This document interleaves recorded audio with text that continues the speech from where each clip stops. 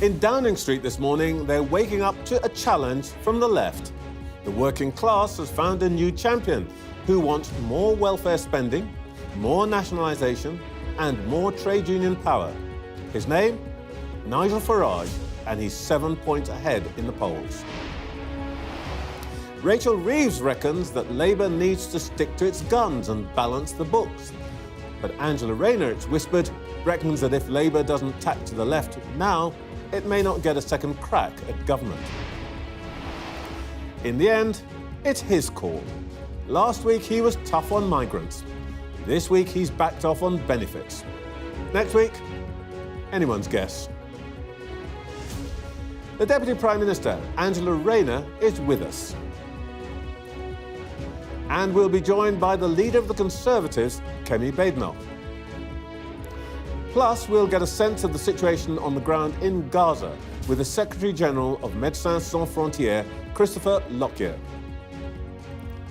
Plus, with us throughout the show, former editor of the Financial Times, Lionel Barber. Labour peer Aisha, now Baroness Hazarika. And Conservative peer Paul, now Lord Goodman.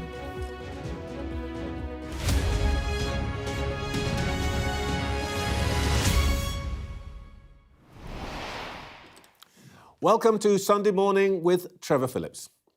It was a French Prime Minister who coined the old cliché that to govern is to choose. Keir Starmer may be reflecting rather nervously on that, saying as he's tugged in different directions by three of the most powerful players on his team.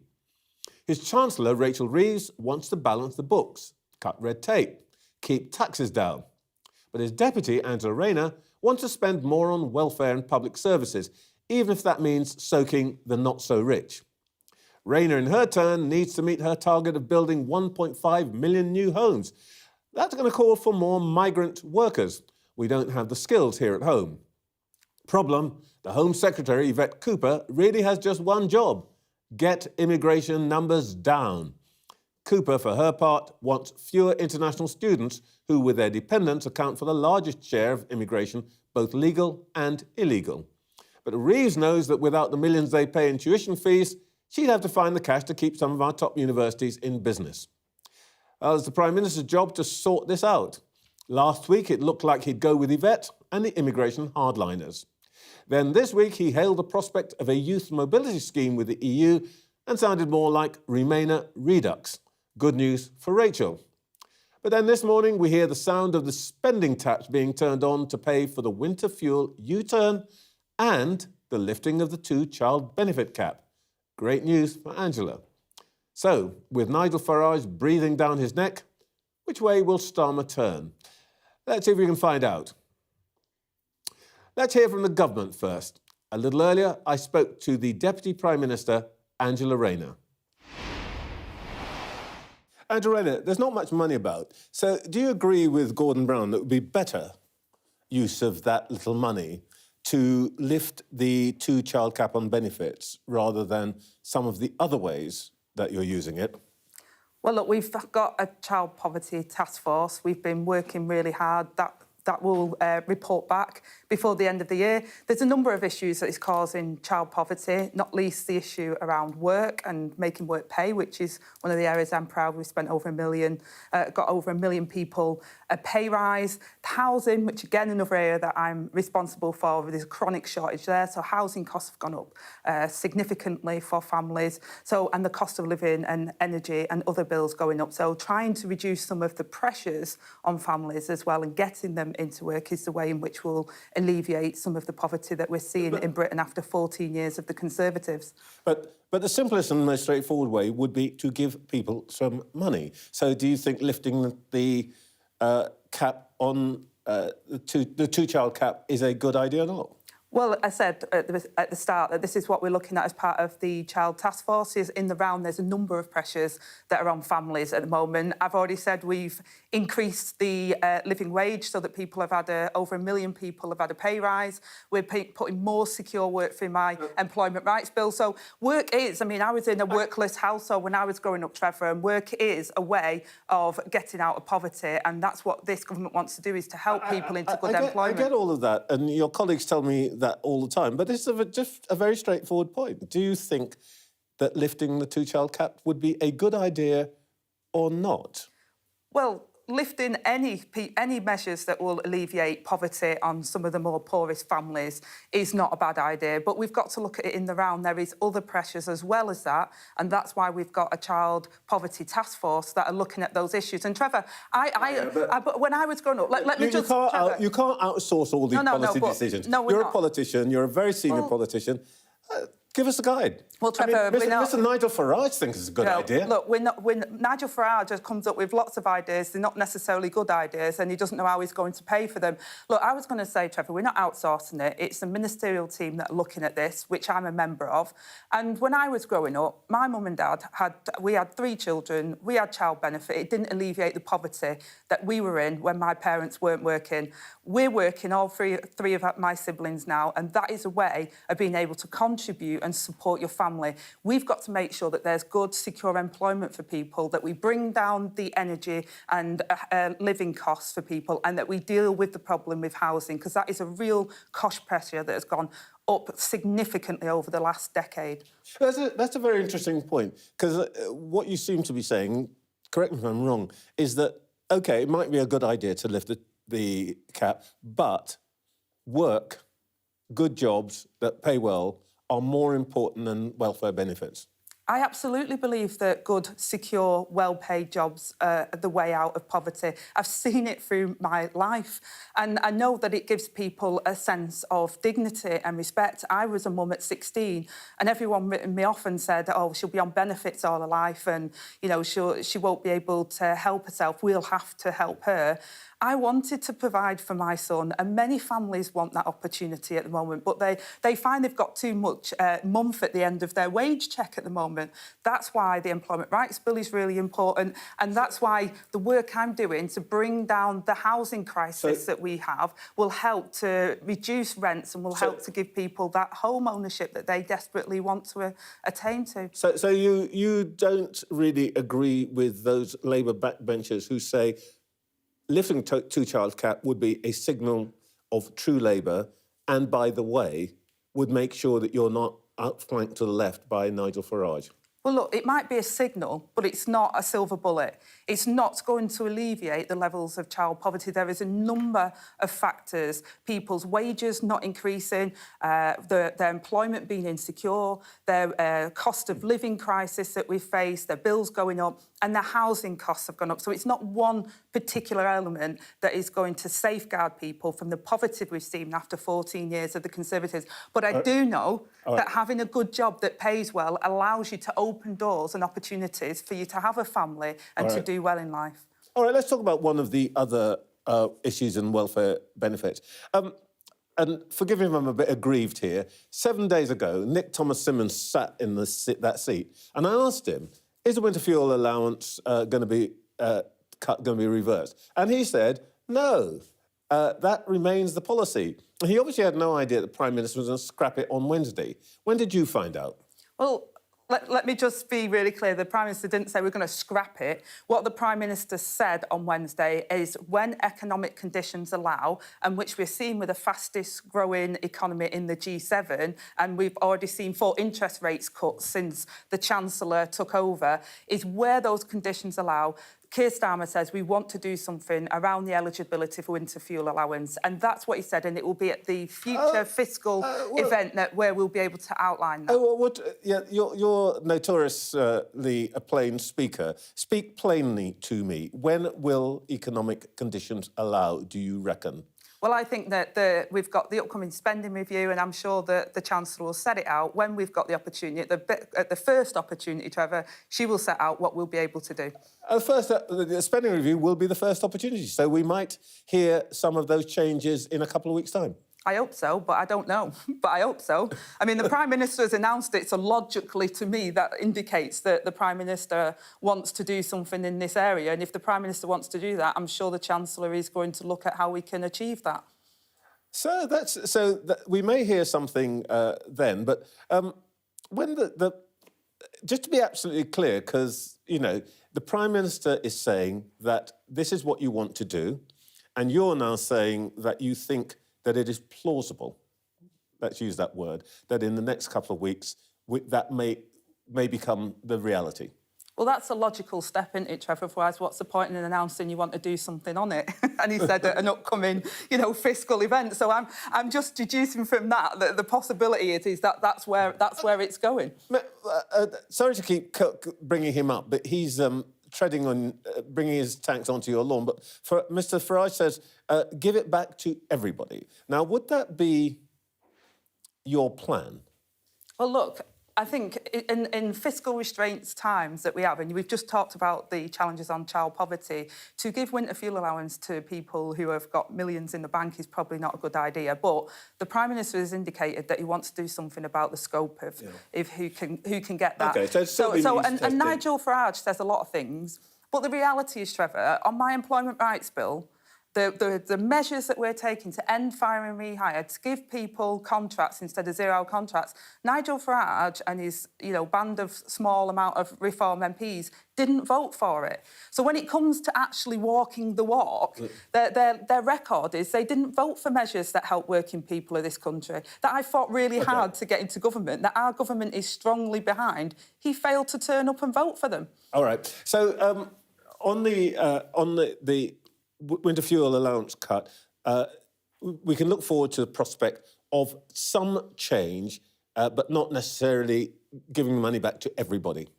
Well, we're seeing some signs of recovery in the economy. As I said, we're the fastest growing economy in the G7. We've seen interest rates cuts, and the Chancellor wants to look at this issue. Okay. But there is an issue around fairness as well, Trevor. We've protected the triple lock, so pensioners are better off. And there's an issue, and I'm sure most people will say, people that have got millions of pounds in the bank maybe don't need the winter fuel allowance as much as others do. But whether we've got the right balance now is something that is the question. Well, let's come on to that. It was reported this week that your department proposed 8 tax rises and 2 benefit changes to the Treasury back in March. Is that true? Did you approve those proposals? Well, I'm not going to discuss conversations or leaks, Trevor, because that's not how we do government. But what I will say is that it's not rocket science that the Deputy Prime Minister speaks to the Chancellor and talks about fiscal events in the round, or that I will pitch for my department. I mean, I could sit here and say, no, it doesn't happen, but do you know what? Most of your viewers will know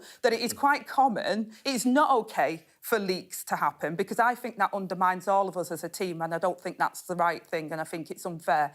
But actually, as a team, we do have conversations. It's not a shocker, and I do talk about my department and fiscal events with the Chancellor. To be fair to me and my colleagues in the press, it has not always been the case that Deputy Prime Ministers and Prime Ministers and Chancellors talk to each other. OK, well, I can confirm exclusively today that we do. OK, but is there going to be a leak inquiry, by the way? I think there's one underway, and quite rightly so, because leaks are very damaging. It's really damaging because we have lots of sensitive conversations in the round, all of us, and then we make a collective decision. We've had to tackle some really serious challenges that we took from the Tories, which our prison system was creaking. So Shabana, as our Justice Minister, had to make a decision. Now, we collectively made that decision, and we stick by it. We have conversations outside of that, but it is not OK for individuals or people around those individuals to leak. I don't approve of it at all. In those conversations, do you express the view that the government will need to raise taxes, whether on businesses or individuals this year? Well, Trevor, I've just told you I have those conversations in private. I'm not going to have those conversations with yourself. I will have those conversations... It's just you and me, it's bank holiday, nobody's watching. Nice try. But no, look, I have conversations with other government ministers. We all do, because we take the responsibility of governing really seriously. I'm asking as a matter of principle, do you think that taxes probably need to go up? As a matter of principle, I will continue to have those conversations with our government on how we can bring down the cost of living for working people, support children out of poverty, build the houses we said we're going to do, and protect our borders and security. I'm not asking about specific tax rises. I'm just saying, you said clearly to your colleagues some suggestions.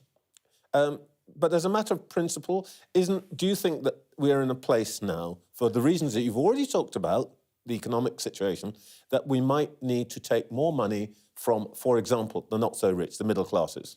Well, Trevor, what the Chancellor set out in the budget was some significant tax rises for non-DOMs, VAT on private schools, and that paid for an injection into our schools, and we're now seeing the rollout of breakfast clubs, an injection into our NHS, and we're seeing waiting lists come down. That was a collective decision that we made as a government that I absolutely endorse, and as the economy recovers, we want to put more money into our public services and put more money in the pockets of working people. It's that simple. I'm only interrupting you because your colleagues and you've said this before, and there's a lot to get through. I want to give you time to talk about it. One tax rise that you are in charge of is council taxes. A lot of councils, or there's a substantial number of councils that look like they're about to run out of money. This year, of 317 councils, 309 put the council tax up as much as they're legally permitted to, and you gave permission to another 6 to go beyond that with rises up to 10%. That's a tax on working people, isn't it? Well, look, we made sure that we continued the cap on how much council tax could go up, but there is a balance. There's a rise in tax on working people. There is a balance to be had, and we made sure we protected by ensuring that that cap was still there. But it's no secret, Trevor, that councils over the last 14 years have been completely hammered by the Tories. They've had their budgets significantly reduced. So, first of all, I put £69 billion into local government to support them. That's the biggest real terms increase. And we're also looking at multi-year settlements, because at the moment it's every year, so they're hand to mouth to support councils to get on a more secure financial footing. And they've welcomed that. It is still difficult circumstances for them, however, because they've had 14 years of austerity and decline, and yet they deliver some of our most day-to-day services that people interact with, and we need to make sure we support them. The problem is that you are essentially pushing out some of the pain to others. In the spring, the Chancellor toughened up the assessments of personal independence payments. There's arguments about that. Is it now your intention to go further and faster, I think the phrase is these days, by cutting schools' duty to provide for education, health and care plans for children, the EHCPs? No. What we've said, and I think anyone who's watched Parliament over the last couple of months, because at Prime Minister's Questions will see countless MPs from all different political parties will raise the issue of special educational needs and disabilities. The system is broken, it's not working for those children, and we're looking at how we can support those children best, which many of it is through mainstream. A lot of children are outside of mainstream setting now. What we want to do is provide a package of support that is an early support, because many are having to fight. It's like the golden ticket to get an EHCP plan now, because without it, children are left without the support. Now, what we want to do is put more support in early to help those children have the best start in life. Well, look, there's a welcome note of clarity. From what I am hearing is that pretty much whatever happens, the EHCPs will not be scrapped. Well, what we're saying, Trevor, is the system at the moment isn't giving the support to children when they need it most. Many are waiting years and years, having to fight through a tribunal system just to get an EHCP. What we need to do is have an early system of support, and then we can recognise how we're not going to scrap support to children, Trevor. What we're looking at is the best way to provide that support. All right, look, we could try and get more clarity on that, but I do want to ask you, in time we've got left, about housing. Last time you and I talked, you said that you're not going to let anything get in the way of building your 1.5 million new homes. Well, look, the only part of this country where building registrations has gone down is a place where the need's most acute, and that's London. And the experts say that that's because the new building safety regulator, which was brought in to approve building plans above 80 metres and so on. After the Grenfell tragedy. Exactly. That it is basically not getting the approvals through. Last year they approved just 14%. 800 waiting. You're not going to hit your targets unless you do something about that, are you?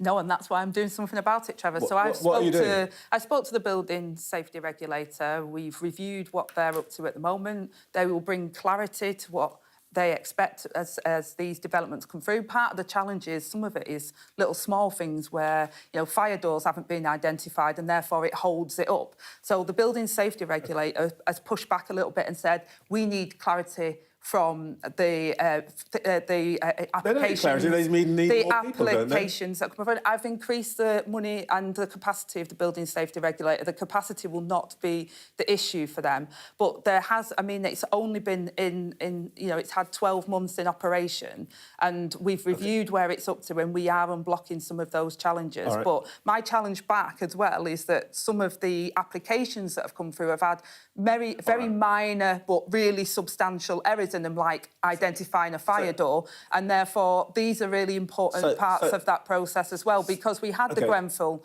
tragedy. So the building safety regulator came out of the recommendations for that, and I will not compromise on safety of people's So you're going to lean homes. on them. Just very briefly, if I can ask you, lastly on the housing thing, you're threatening builders with... That's a bit harsh. I'm not threatening them. I'm working with them. I'm challenging them. OK, some people hope that you are threatening them. But if they sit on land too long, then you're going to do something. There'll be penalties. There'll be penalties. Is that wise? Because if the developers can't control their own land, they may decide not to invest in it in the first place. So you actually end up with fewer developments. No, Trevor, it's a carrot and a stick. So the big carrot I've given them is I've overhauled planning regulations, I've supported on the national planning policy framework, I've got the planning and infrastructure bill, streamlining the process. I'm saying now, don't land bank, don't sit on the land. I want you to, with councils, when you put in a planning application in, you've got to say when you'll be building the homes each year, what units. Then I want you to tell a council when you've done it, when you started doing it, and then I want yearly updates. And if you don't meet your targets, then there'll be penalties. All right. It's that simple. All right. Last thing. We talked about leaks earlier on in this conversation. There are cynics who say that you may have leaked that memo yourself as a kind of mini manifesto for the kind of leadership you'd offer if the Labour Party's need arose. Would you like to knock that one on the head? Yeah, absolutely not. And I don't want to be leader of the Labour Party. I'm very happy and honoured to do the job. What kind of politician are you? You don't want to be leader of your party? No, I'm very happy and honoured and to be Deputy Prime Minister of this country. And I've got a lot in my in tray to prove that I can do the job that I'm doing and deliver on the milestones for the people of this country. That's what I'm interested in, Trevor. You know this is being recorded, don't you? Because actually, that means one day, if you do, somebody's going to play it back to you. Absolutely. I'll be happy for you to play it back to me. I have no desire to go for the leadership of the Labour Party. My desire is to deliver for the people of this country who have given me opportunities beyond what I could have dreamed of. Say the word never. Never. Angela Rayner, thank you for your time this morning. Thank you. Let's see what our panel made of all that. We're joined all morning by the former editor of the Financial Times, Lionel Barber, Labour peer Aisha, now Baroness Hazarika, and Conservative peer Paul, now Lord Goodman. Aisha, we will talk about, if you like, some of the underlying issues in that interview. I think we saw something about what Angela Rayner really believes this morning. But when we've got more time later in the programme, let's discuss that. Let's just think about the welfare changes this morning. What do you make of the Prime Minister's announcement this week, which it's still not entirely clear what it means? This is on winter fuel, I presume. Yes. Look, I think it's the right thing that the government has reflected and listened to the fact that this was a deeply unpopular policy announcement, which was, in my view, a mistake and was causing a lot of collateral damage on the ground. We saw that from the In fact, I think elections. you said that in this programme before. I did. So I think when you're in government, it is better, and I know that the sort of commentariat and the Westminster watchers will be, oh my goodness, clutching their pearls, it's a U-turn. I think for the public, it's better if a government is listening and does the right thing and sometimes changes course. The big question now, though, is having done this U-turn, is to execute it quickly, swiftly, and sort of get on with it. And I think that's what we very much heard from Angela Rayner, because what you don't want to have is to have had this policy which was unpopular, then you make a U-turn, and then you don't get the benefit, the political benefit and the policy benefit of doing the U-turn. So I think speed is of the essence here. Paul Goodman, I sort of thought I was hearing from Angela Rayner, you're going to hear it in the spending review in a couple of weeks' time. So I think, at the cost of shocking maybe you and your viewers, I think originally there was something in the government's winter fuel allowance decision, in the sense that it makes more sense to put the money into the basic state pension or universal payments for the over 80s, rather than all these fiddly golden brown boondoggles that he introduced. Now, that said, they made a great mistake with this, because they sprung the winter fuel cut out of nowhere, having been, I think, bounced by their Treasury civil servants who tried this on every chancellor, and Rachel Reeves fell for it. Why? The reason is they came in on this message of change, but they had not thought out what they want to change to. And for that reason, they made this mistake right at the start of government, and they're now desperate to get out of it. I think it's been an incredible week for the government and in politics, because you've seen them move really to a quite sort of chaotic state where we don't literally know what they're going to do next. They cut winter fuel, now they're going to reinstate it. We don't know whether or not they're going to change the cap on benefits. It's not a very good sign for the government, I'm afraid. Crystal ball, Lionel, what are they going to do? Well, they're going to scrap the winter fuel payments, and then they're going to find a way of clawing some of the money back from the higher earning, or, as Angela Rayner somewhat exaggeratedly talked about, people with millions in the bank. I don't think there are many of those people around. Oh, well, I certainly don't think I need a winter fuel payment, and she's right about that. But Paul's correct. This has been a disastrous week for the government. And it all goes back to that terrible budget that Rachel Reeves put together. The winter fuel payments cut was supposed to be show that they were tough. They could make difficult decisions. They didn't think of the political consequences at all. I've said before in this programme that this was an anti-employment, anti-growth budget. And the lesson that I draw from the last few days is that Keir Starmer is being drawn, somewhat against his will, back into the heart of policy making, and Rachel Reeves' position is very exposed. Very quickly. So look, these things are very, very difficult, there's no question. But I think what is interesting is on, for example, something like the two-child cap. It was introduced by George Osborne. It was very unpopular within the Labour movement. It has brought a lot of children into poverty. Things are difficult with the economy, but I will tell you this. We are not going to have a golden period of growth by keeping children in poverty. We really, really aren't. And we're not going to have a golden period of growth by keeping some pensioners cold. We have to have a really big think about what are the things that drive growth in this country, and that is not keeping children hungry. Nicely queued up our next bit of discussion, which we'll come to in a little while. It is 9 o'clock. You're watching Sunday Morning with Trevor Phillips. In the last hour, the Deputy Prime Minister has told this programme that the government's looking at the two-child benefit cap, but she didn't think it was a silver bullet. Angela Rayner said she doesn't want to be Labour leader ever. Well, things look pretty bleak for the Conservatives at the moment. The polls have only gotten worse since last year's disastrous general election. They're now polling well behind both Reform, which has taken many of their supporters, and Labour. In some polls, they're even behind the Lib Dems. The pressure continues to build on leader Kemi Badenoch. There are stories in the newspapers about unhappy grassroots plots to oust her, and even talk once again of the return of Boris Johnson to take her place. So what can she do to turn things around? We spoke to Kemi Badenoch a little earlier this morning.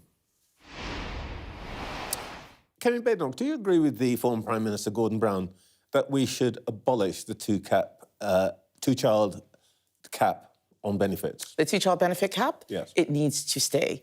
There was a reason why we brought it in, and it was brought in better economic times than we have now. But the fact is, our welfare bill continues to grow. We're spending over 100 billion on servicing debt interests every year. We're borrowing to pay welfare. The two-child benefit cap is reasonable. It's the right thing to do. And we want people to know that we manage the economy properly. That's what a government should be doing. I don't think it is right to scrap it. Well, this government says it's considering scrapping it. Mr Farage is absolutely clear. He wants to scrap it. Are you sure you want to be the outlier here? No, I'm going to tell the truth and be the person who is being honest with the public. We cannot afford to scrap it. People know that the two-child benefit cap is there for a good reason. And there are many people out there who will say, if you can't afford to have lots of children, then you shouldn't do so. You shouldn't have to rely on benefits to have your children. But we do have a humane system where we look after people, but the cap is it's 2 children. I think that is right, that is fair. Nigel Farage and Keir Starmer are just saying things to please people. They're not doing what is right. I am saying what is the right thing to do. It may not be popular, but it's absolutely the right thing to do. So is this an economic proposition, or is it for you a moral It's both. position that you think it's irresponsible to have more children than you can afford? Everybody needs to live within their means. But what happens is that other people who decide that they can't afford to have children are paying for those who continue to have more and more children. We know that there are issues with lots of people with the cost of living. There's a lot that we can do to help. But scrapping the two-child benefit cap sends the wrong signal. And as far as I could tell, that's where Keir Starmer was about a year ago. He removed the whip from 7 MPs who voted against it. Now he's changing his mind. This is a Prime Minister who is not honest, who doesn't have a plan, is confused, is making everything worse and is damaging our economy. And this will just be the latest in a long line of decisions. I mean, just this week, they've had all sorts of horrible things, giving away the Chagos Islands for £30 billion. You look at what they've done to fishermen. You look at what's happened, they're telling lies on immigration. This is not right. We will come to all of that, but I just want to get clear, because I think what you've just said is very interesting. Someone who has a third child might watch this and say... I have 3 children.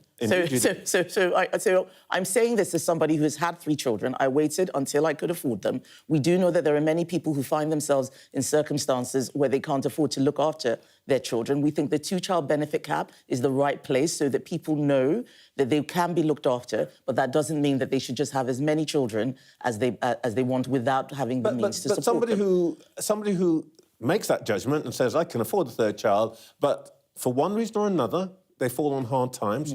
Are you saying somehow to that person that they are in some way morally deficient? No, I'm saying to the person who is saving up and making sure that they can afford the children that they have, that we're not going to take your money and give it to someone who is not necessarily making those choices. And I'm also saying to all of those people out there of all ages that the Conservative Party is a party that manages money sensibly. We cannot afford to spend hundreds and hundreds and billions on benefits. We are now spending more on paying off the interest on debt that we've borrowed than we are on education. This is not sustainable. Nigel Farage and Keir Starmer do not care about that. I care about that, because the worse our economy gets, the poorer we all will become, and then we won't be able to afford any benefits at all. So Keir Starmer was right or wrong to U-turn on the winter fuel allowance? Well, let's see what he actually does. We voted against the winter fuel allowance. We said he should not do that. This is something the Conservatives would never have done. You would never have cut it?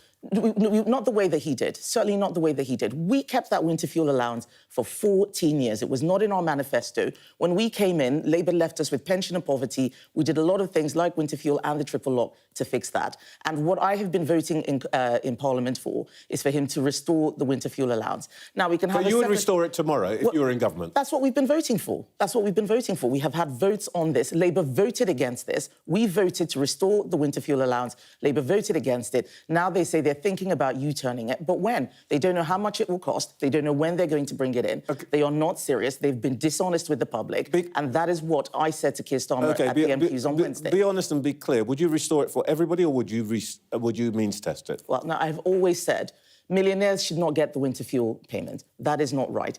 But we shouldn't be taking it away from people who end up below the breadline after it's gone. So what we need is a system that can make sure that all of those people who do need it get it. How are you drawing, where are you drawing the line? That's the sort of thing that we work out when an election comes. That's the sort of thing you work out when you're in government. You build the system. But we can show the direction of travel. The millionaires shouldn't be getting it. But right now, they did not need to do that. And the money that they've wasted, the money that they're spending on Chagos, the money they're wasting wasting on asylum hotels because they haven't got a grip of the small boats crisis. All of that is costing more than the winter fuel allowance. So they're making people suffer while wasting money elsewhere. Are you bothered that Mr Farage says clearly, give it back to everybody? No, because Nigel Farage is someone who's going to say whatever it is he wants in order to get into power.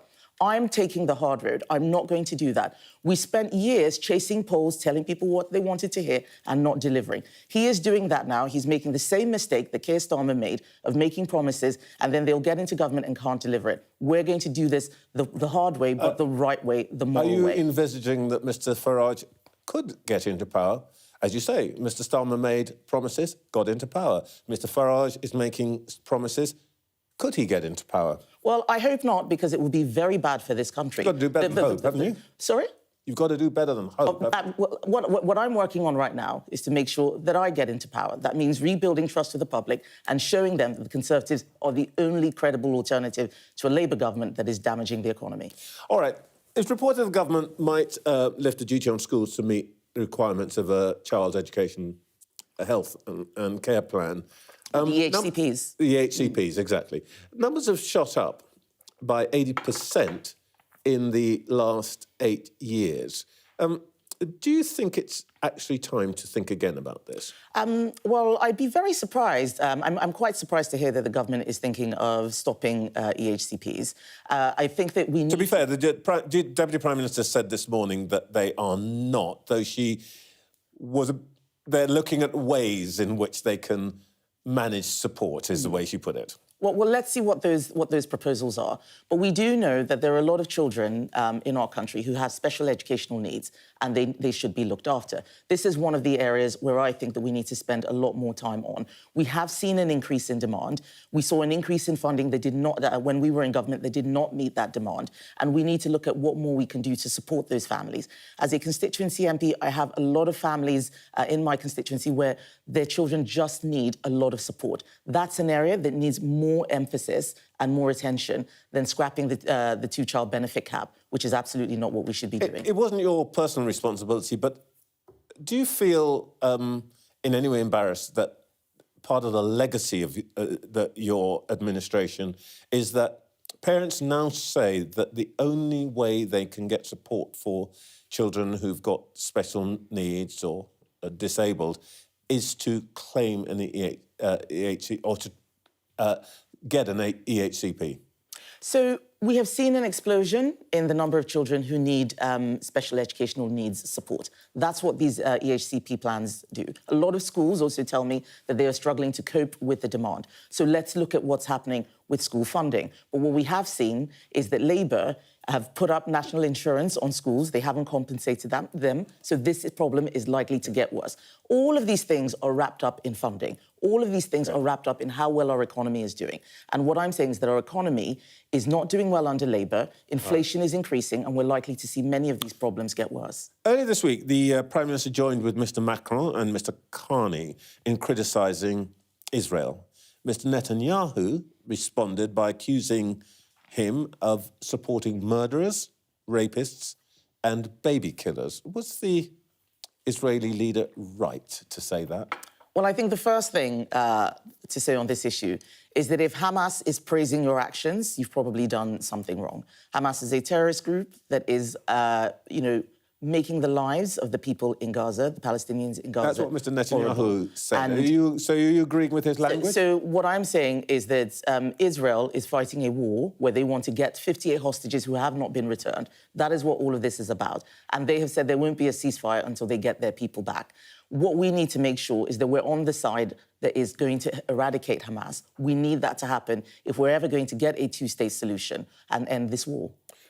But does that mean that you, A, support the current Israeli action and that actually you think that Mr Netanyahu's language on this is justified? I'm not here to police the language of the Prime Minister of Israel. I'm not asking you to police it, I'm asking... What he has said, people need to know where you stand. Yeah, but I've been very clear where I stand. Hamas is a terrorist group. They are not our friends. I'm talking about what Trevor, you think about the Israelis' Yes, but it's all related. Who funds Hamas? Iran. An enemy of this country. An enemy of this country. Israel is fighting a proxy war on behalf of the UK, just like Ukraine is on behalf of the West.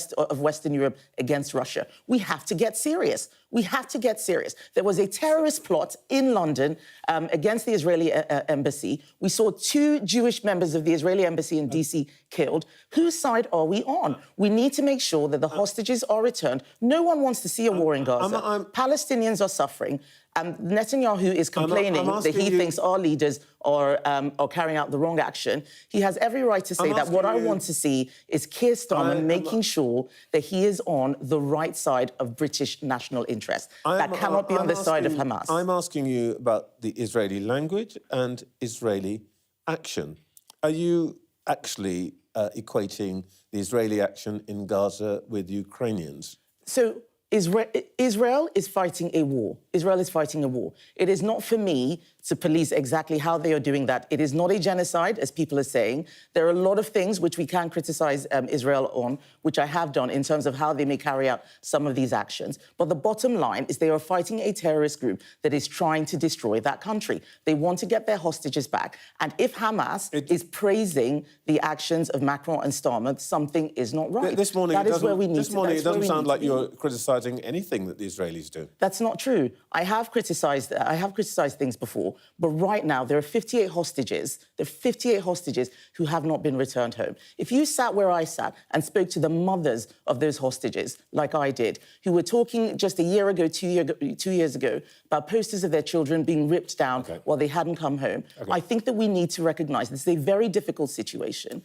but I do not want to be in a position where a terrorist group is praising my actions, and that is where Keir Starmer has found himself. I do not think that we should be doing anything that is not in the national interest of this country. An Iran-backed terrorist organisation is not one that we should be getting praise from. You attacked the Prime Minister over the Chagos Islands deal, but your party started those negotiations, and you too would have had to pay Mauritius to take them off your hands. No, no, and no. We did not start negotiations. We had talks with them after... James Cleverly sat there and told me that you started it. So David Cameron was the last foreign secretary. He stopped those talks.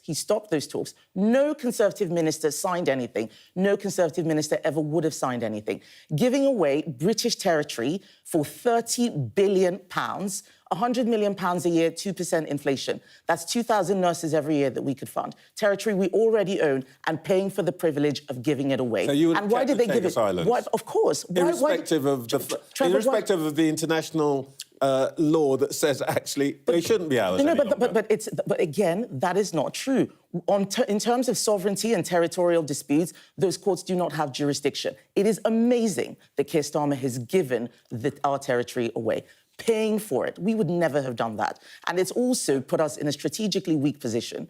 Mauritius is an ally of China. They are, they issued a communique where they talked about collaborating more with Russia. This is a military base which we're giving away. We're paying to give it away. And the most extraordinary thing, Trevor, was in the language, in all of these court cases, it's reparations, that this is reparations. It's all about decolonization. I cannot believe that we have spent £30 billion on that. It is immoral. It is wrong. Keir Starmer has failed. It is a surrender. He is not acting in the interest of this country.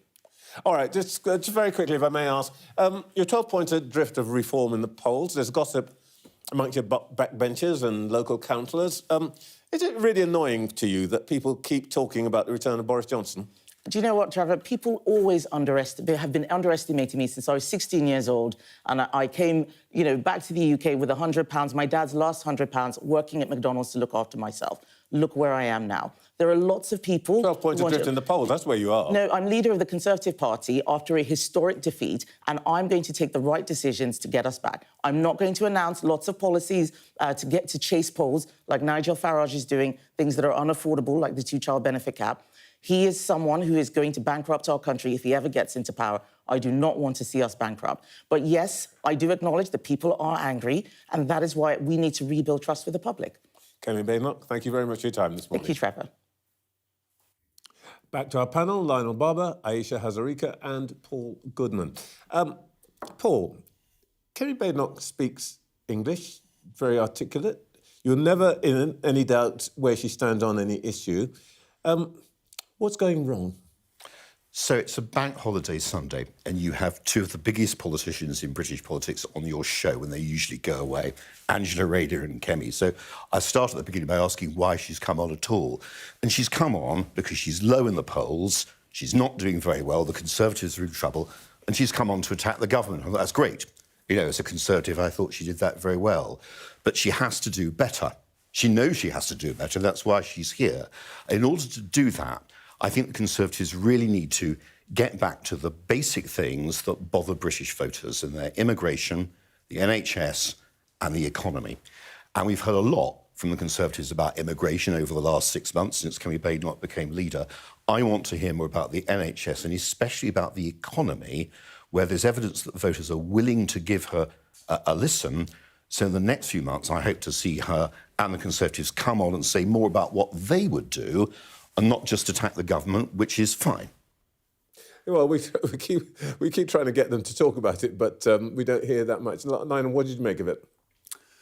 Well, I thought the language at times was very loose. I mean, Israel is not fighting a war in Gaza to get the hostages back. They are fighting a war in Gaza to eradicate Hamas. And the incoming intelligence chief that Netanyahu has appointed has talked about a forever war. So that was off key. I thought there was a very revealing moment, Trevor, when she said, we have been telling voters what they want to hear for too long. So that was, my goodness, what's been going on? We spent years chasing the polls. That's right. So the problem is that she's saying, I am the person who's going to level with you.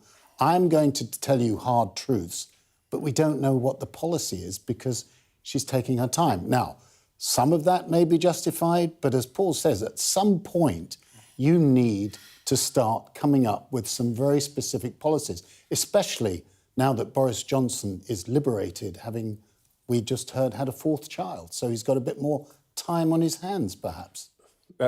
Actually, ninth child, Lionel. I've never been good with numbers. Learn to count, especially your own children. There is a declining birth rate, so thank goodness for Boris Johnson on this count. Yeah, he won't be claiming an allowance. I'm sure he won't. Aisha, I mean, what Lionel said is very telling, but actually, we've got a government which spent 4 years not telling us very much about policy. It doesn't seem to have been too much of a problem for that, but it does seem to be a problem for Kemi Badenoch.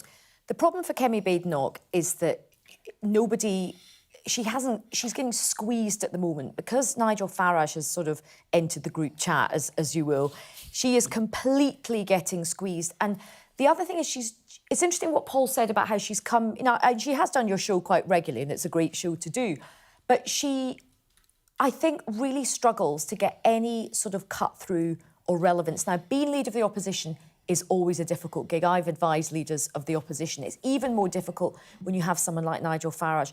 But what she doesn't do is she isn't particularly visible a lot of the time. A lot of, Conservative grassroots people say she's not around. They feel like Robert Jenrick is much more active than she is. She has opportunities to attack the government. She doesn't take them. At Prime Minister's question, she's quite leaden. There's a couple of weeks ago, Tony Blair came out and attacked net zero. It took her 7 days for the penny to drop that this was quite a good attack line. Even at the last PMQs, when Keir Starmer did this kind of U-turn on winter fuel, she sort of didn't. She sort of stuck to inflation. Her big problem is that she's not getting cut through at the moment, and her grassroots, and Paul will know more about this, are really unhappy. They've just seen so many councillors lose their seats at the last general election. Now, I think the Conservative Party will keep her until this time next year. And if the Conservative Party absolutely flops in the next set of local elections and in Scotland and in Wales, then I think there'll be trouble afoot for her. Well, I'd simply say this. I mean, just do a count. The Conservative Party has been through 5 leaders in 10 years. That's getting through 2 a year. Anyone who thinks that a simple change of leadership is going to solve the problem really wants their head examined. The problems are really much more fundamental, which are voters at the moment are fed up, both with Labour and the Conservatives. They're in a very bad mood with all the old parties, and they're turning to Nigel Farage and his snake oil.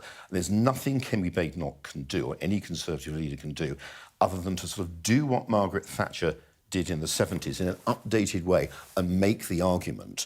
So I return to where I started. I think coming on the show and attacking the government is fine. and announcing policies would be premature. It's much too early to do that. But you need to start making the argument for a free market economy, which is what the Conservatives... Paul, before I come to you, Lionel, how did she have to deal with reform? I mean, this is a big new thing. Don't get suckered into chasing reform about immigration or anything else. Make the Conservative argument. Make it about the smaller state. Make it about lower taxes. Make it about less regulation, border control, strong defence. These are the classic arguments. If you get suckered in to chasing your opponents, you will go nowhere. And wait until the voters get serious and look at the Nigel Farage prospectus. He's offering tax cuts everywhere. And as we now hear this morning, spending on winter fuel, spending on families, it doesn't add up. It's too scattergun at the moment. If you listen to what she's saying, she's attacking it 10 different targets. She's going a lot on this Chagos Island that people really don't care about. It's a faraway island of which we know very little. But the key is, as Paul says, is you've got to come across with a clear intellectual argument and then pick a couple of targets. And they're real. All right.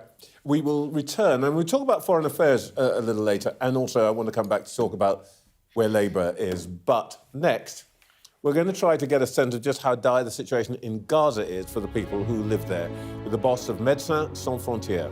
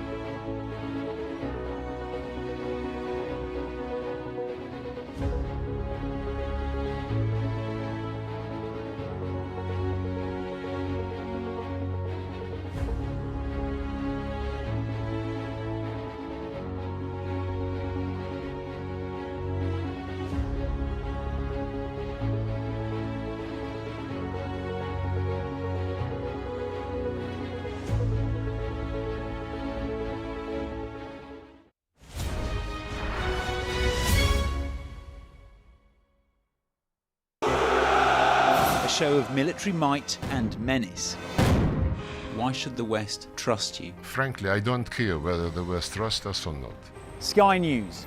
Get the full story first. Have a quick word for Sky News. Is the West right? Are you fueling Russia's war machine? American journalist Evan Gershkovich is on trial here, but was first on display. I'm Ivor Bennett, Sky's Moscow correspondent.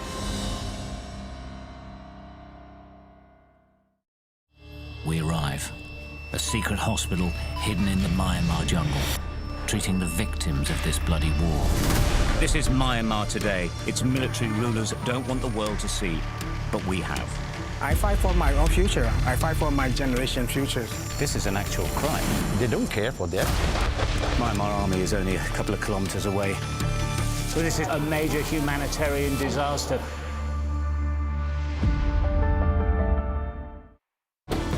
Jubilation in the streets, while some emotional. This is a political victory for Prime Minister Modi and his Hindu Nationalist Party. I'm Neville Lazarus and I'm Sky's reporter based in Delhi. Companies like these are helping India in its trajectory to be a serious player in space exploration. Sky News, get the full story first.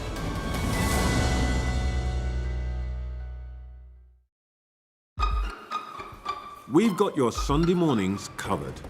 From the front page and the sounds of the streets to the voices of the people who make the major calls and big picture politics beyond Westminster.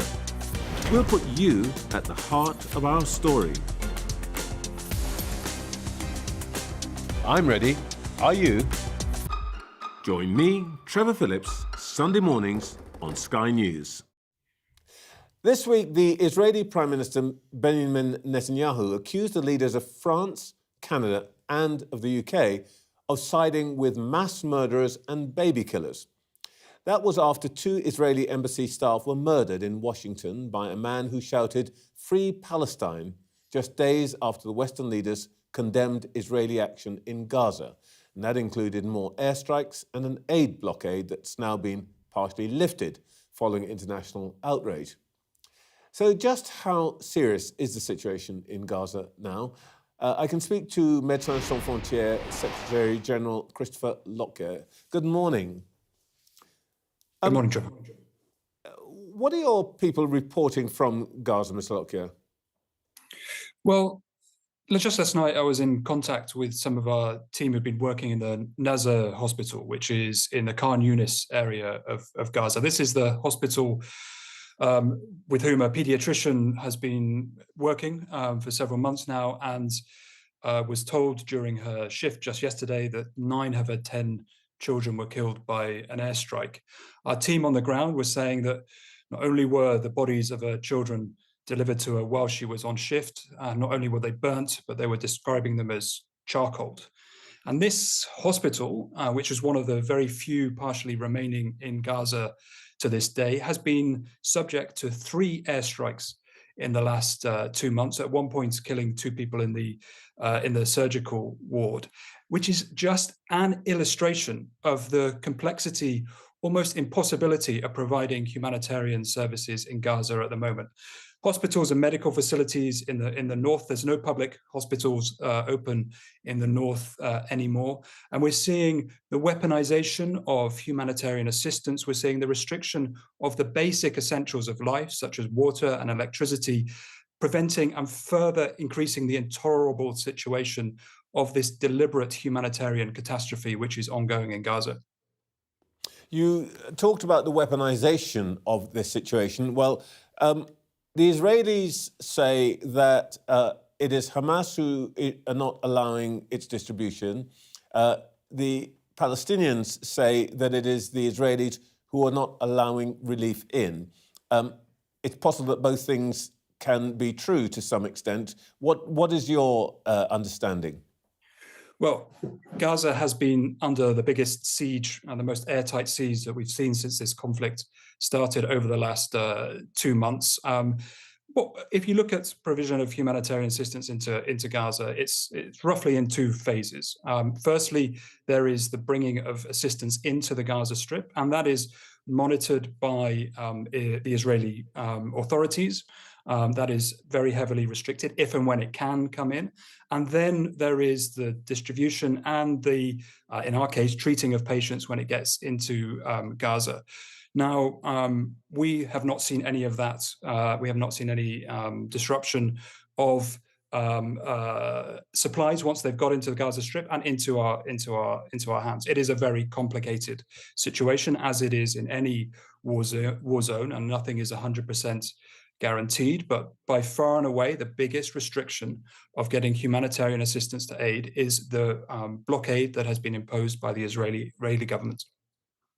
One of the points that the Israeli government makes is that they believe that Hamas militants use medical facilities as cover for their activities. Once again, does MSF have any evidence one way or the other? And it's probably worth my saying to viewers that I have to ask you these things because reporters, our journalists, are not allowed into Gaza, so we can't do what we would normally try to do, which is first-hand reporting.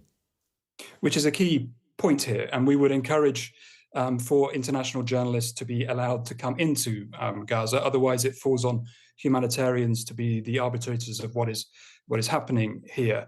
What I will say is that we are seeing the destruction of medical facilities, the destruction of the basic fabrics of life in Gaza. If there is anything to the contrary, then I would please encourage anybody to put that on their table and to show the world the evidence of that.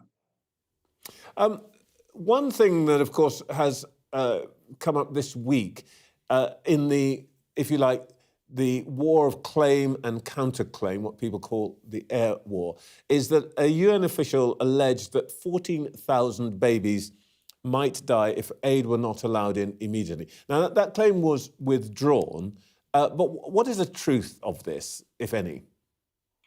Well, the truth is that food, water, medical assistance is highly restricted, almost totally restricted over the last 2 months. And the only thing that is reliably getting into Gaza are bombs and airstrikes and tanks. The population, the people, our teams are tired, exhausted, and going without food in many, many cases. So there are many, many examples of children, parents suffering from malnutrition. The situation is absolutely critical. It is essential that the relentless bombing stops and there is a flood of unrestricted aid coming into Gaza so humanitarians can do their work. If I may just ask finally, this is in a sense a slightly separate question, but one that concerns MSF itself. A member of the Irish rap band NECAP is being charged with terrorism offences. The band has offered MSF a donation of £30,000 raised from its recent concerts for its work in Gaza. Is MSF planning to accept that donation?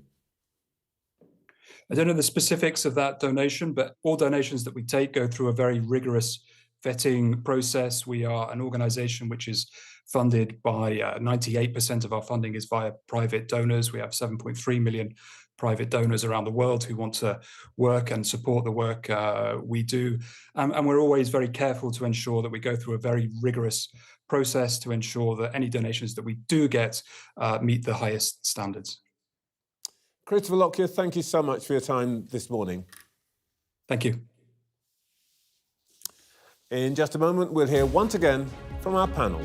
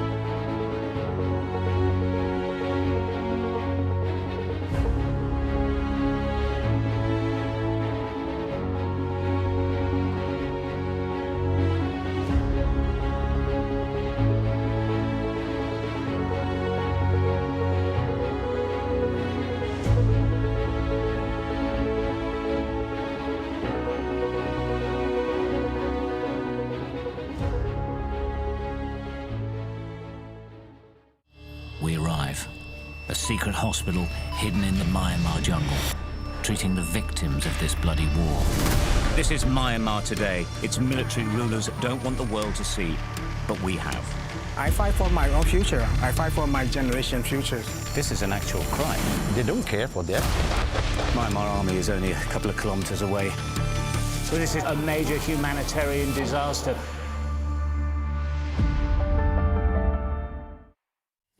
Back to our panel, Lionel Barber, Ayesha Hazarika, Paul Goodman.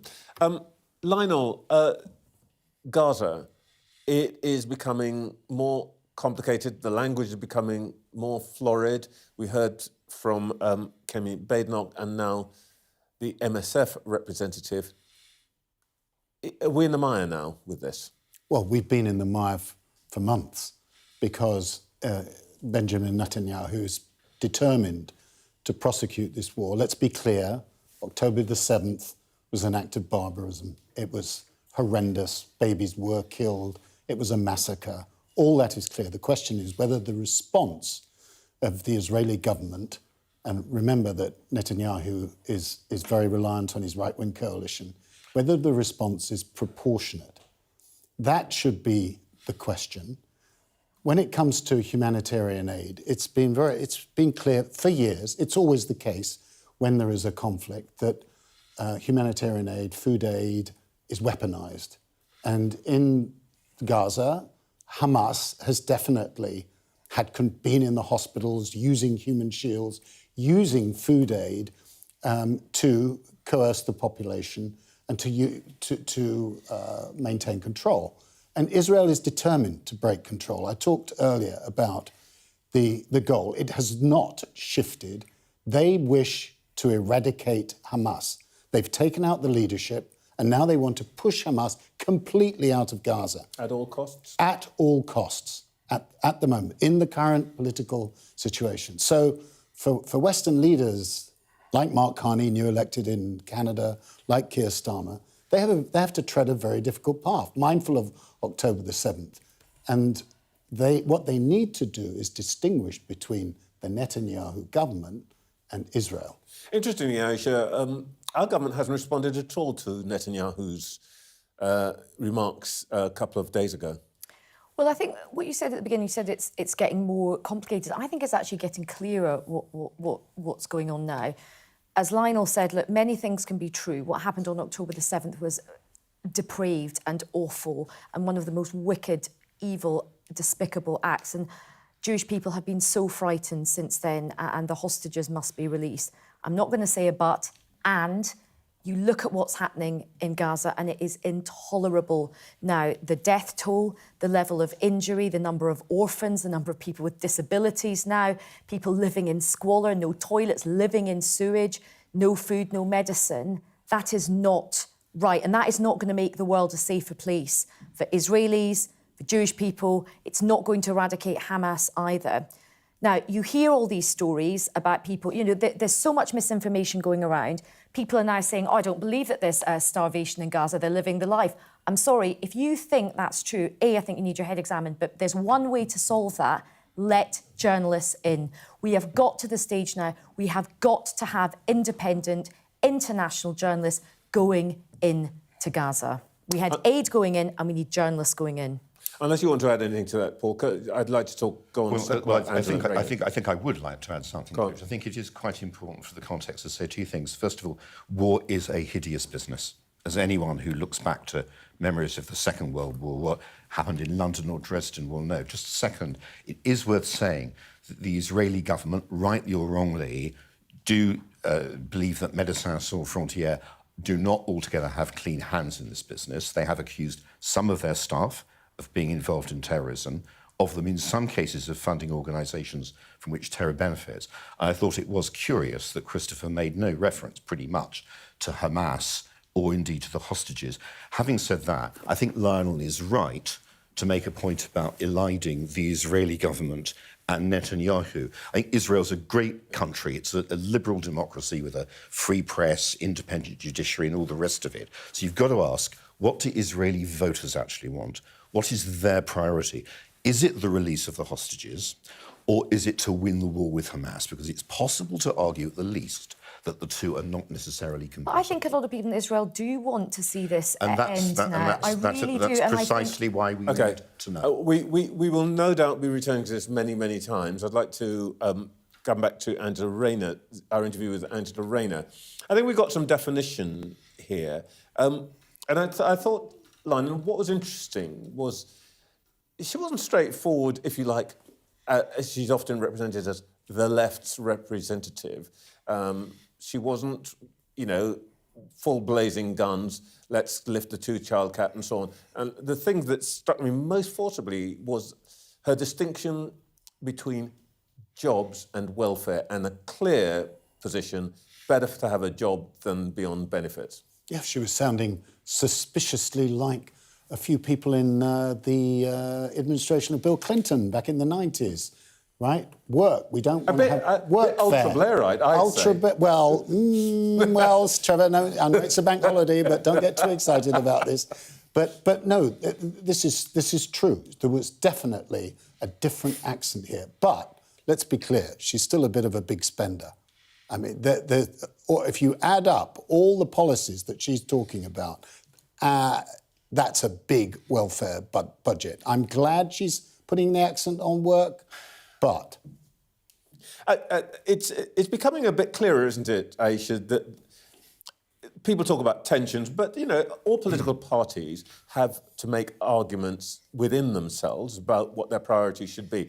And while it's been rather muddy, where the choices that Labour has to make, they're becoming a bit clearer now, aren't they?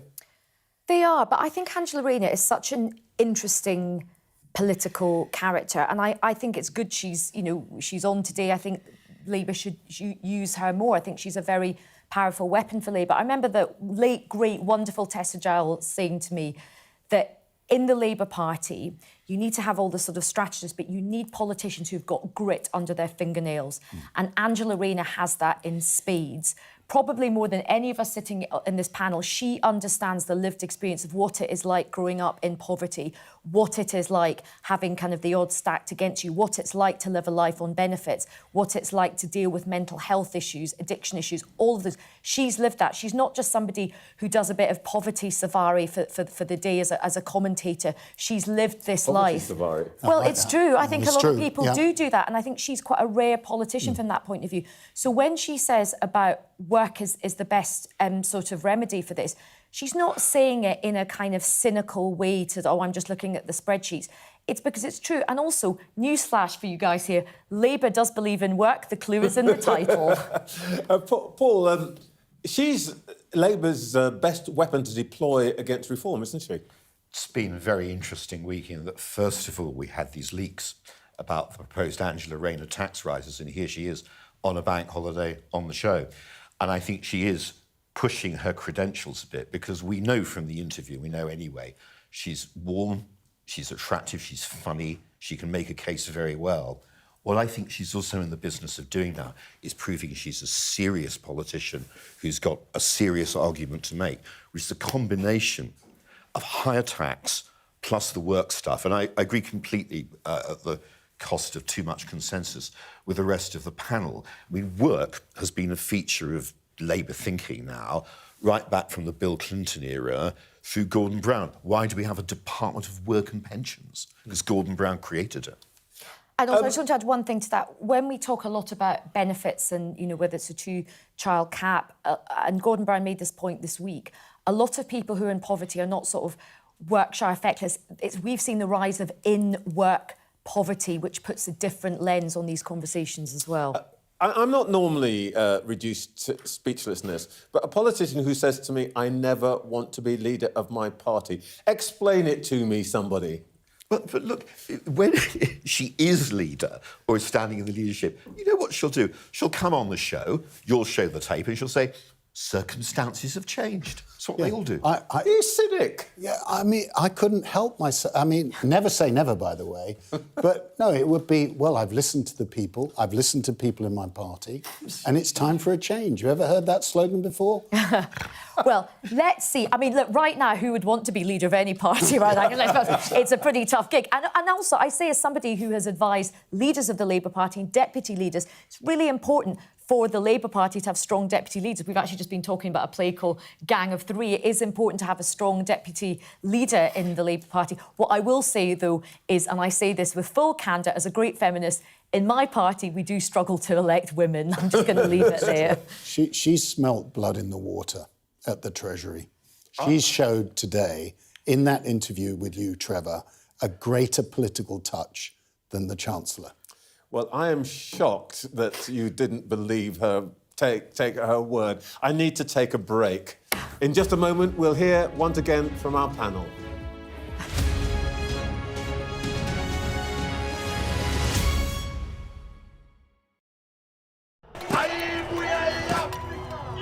It's like a football final with only one team on the pitch. This isn't just a call to vote, but a call to remember. The freedom fought for by the African National Congress. I'm Yusra Al-Bagher, Sky's Africa correspondent based in Johannesburg, South Africa. A cyclone and 2 burst dams wiped out hundreds of generational homes. This was the second dam that the floodwaters hit before it tore into Derna. We are in the heart of Nairobi, and we're watching as protesters were heavily tear gassed. The sheer fearlessness and persistence of these guys is astonishing. We help you understand the world with us. I remember going into the iconic Durman market in the heart of Sudan's capital for the first time since the war started. And this is what's left of it. Bullet holes through buildings, shelled balconies, bullet cases on the floor. I witnessed the complete destruction of a place linked to my childhood memories and the lives of millions of people. This is insane. This was a bustling residential area. So many friends who lived here. My most memorable interview was with a 15-year-old boy who'd survived being stranded on a migrant boat on its way from Senegal to the Canary Islands. After 13 days, our food, water and fuel supply ran out. I felt awe when we saw the mountain gorillas in Rwanda. We call him the king of the jungle. This is the alpha silverback. Sky News. Get the full story first. Yusra Al-Bagher, Sky News. There's always more to the news than a headline. We want to discover, to delve a little deeper, to find out what's really going on. Explanation, analysis, the people at the heart of every story. I'm Neil Patterson, and this is the Sky News Daily Podcast. So, by the end, we'll hopefully all understand what's going on in the world just that little better. Available wherever you get your podcasts.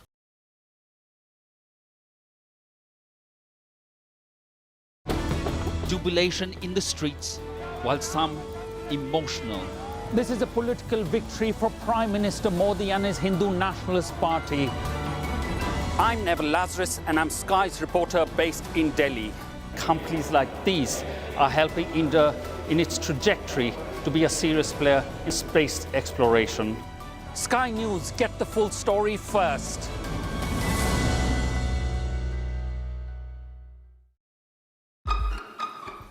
We've got your Sunday mornings covered. From the front page and the sounds of the streets to the voices of the people who make the major calls and big picture politics beyond Westminster. We'll put you at the heart of our story. I'm ready. Are you? Join me, Trevor Phillips, Sunday mornings on Sky News. Back to our panel, Lionel Barber, Aisha Hazarika and Paul Goodman. The problem for all governments, of course, is showing that they mean it.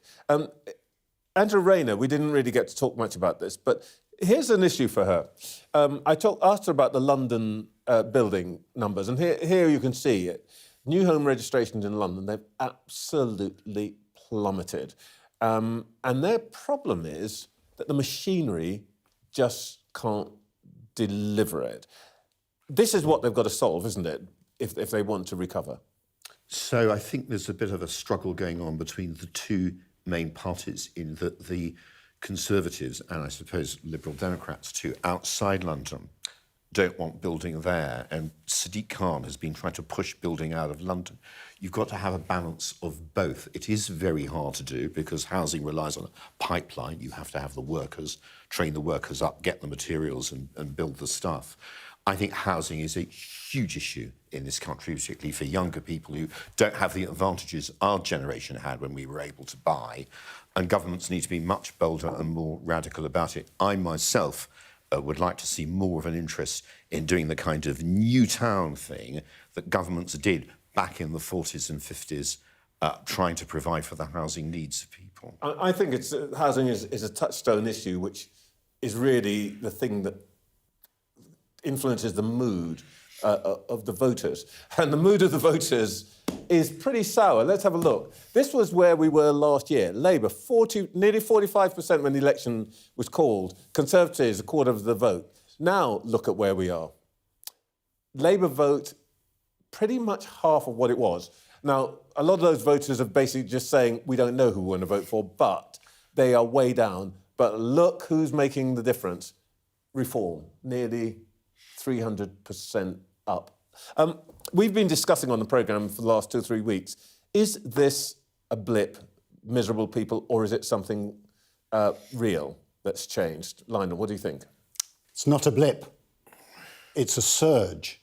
Now, surges can lose momentum, but I think there's been a real shift in sentiment because Labour's first year in office has been it lacks direction.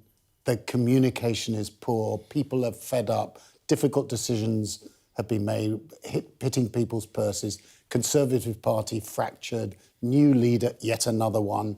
And meanwhile, you have all the energy is on Nigel Farage, who's been around for quite a while. And just remember one thing, he swung the debate on Brexit back 10 years ago. I got lambasted for saying that he was the most influential politician in the country. Right now, he is doing the same thing. One of the things, Aisha, that is true about these populist parties right across the continent is that they're making a surge, but actually one of the thing that is an issue is less whether they will become the government, but more the way in which they change behaviour of existing government and conventional parties. Was the Prime Minister's démarche on immigration essentially evidence of that? Well, I think you've seen both the big parties being shaped and influenced by Reform and Nigel Farage. And I agree with Lionel, this is not a blip. And Nigel Farage is one of the most consequential politicians of our generation. But Nigel Farage is a political influencer. And he's in this great sweet spot where it doesn't really matter what he says on policy because no one's doing massive deep dives into what he's saying on policy, whether it's let's introduce an insurance system for the NHS or people don't have to pay tax until they earn £20,000 or whatever it is. It's about vibes and it's about dissatisfaction with the big two parties. I'd say the antidote to that for Labour is two things. Deliver, deliver, deliver, build, deliver. But the second thing is communicate in a language that actually speaks to people, tell a story, connect with people. So fragmentation's been going on for 50 years. We now, at one point, had a three-party system. You have the Lib Dems, the Conservatives and Labour. Now we have five. And as well as getting Reform into the conversation, you need to think about the Greens, the Islamists and the Independents. That is it for us this week. See you next week. Have a great holiday.